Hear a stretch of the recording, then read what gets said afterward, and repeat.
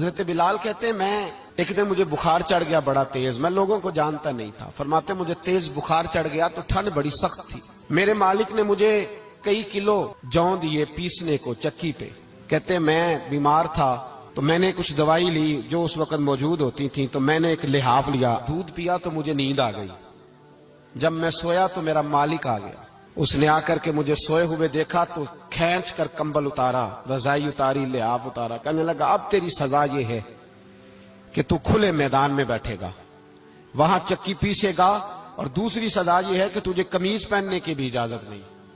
حضرت بلال کہتے ہیں تیز بخار، ٹھنڈ کا عالم، اور جب میں چکی پیس رہا تھا تو رو رہا تھا، اور میں پوچھ رہا تھا خدایا ہمارے نصیب، اللہ ہمارے مقدر۔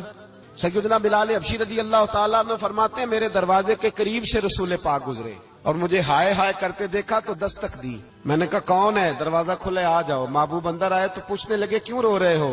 تو میں نے کہا جاؤ اپنا کام کرو، یہاں دکھ سارے پوچھتے ہیں مداوا کوئی نہیں کرتا۔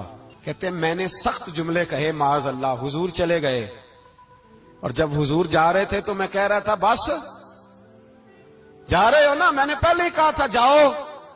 کہتے ہیں قربان جاؤں، تھوڑی دیر گزری تو اللہ کے رسول کے ہاتھ میں گرم دودھ کا پیالہ تھا، کھجوریں تھی، حضور تشریف لائے اور کریم رسول نے مجھے کھجوریں دی، دودھ پلایا اور کہا چل جا کمبل میں بیٹھ جا۔ تو میں نے کہا چکی کون پیسے گا؟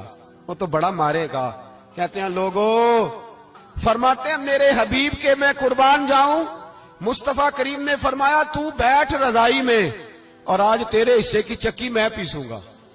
کہتے ہیں ساری رات حضور چکی پیستے رہے، سویرے میں اٹھا اور میرے حبیب پاک نے مجھے وہ سارا کچھ دیا اور خود چلے گئے۔ اگلی رات پھر آئی تو حضور پھر آ گئے، مجھے پھر رضائی میں لٹایا، دودھ پلایا اور ساری رات چکی پیسی۔